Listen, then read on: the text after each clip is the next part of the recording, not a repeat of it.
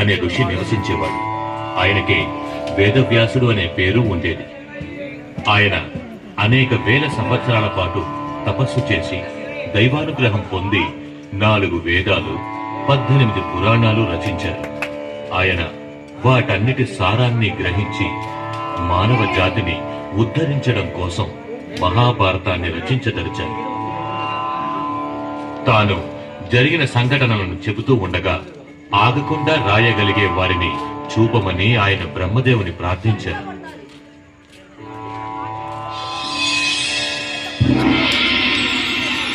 బ్రహ్మదేవా, నేనొక మహాగ్రంథాన్ని రచించాను. నేను చెప్పగా దాన్ని రాసే వ్యక్తి నాకు కావాలి. నువ్వు వినాయకుని ప్రార్థించు, అతను నీకు సాయపడగలడు. వేదవ్యాసుడు భక్తితో కనులు మూసి వినాయకాన్ని ప్రార్థించగా వినాయకుడు ప్రత్యక్షమై వ్యాసు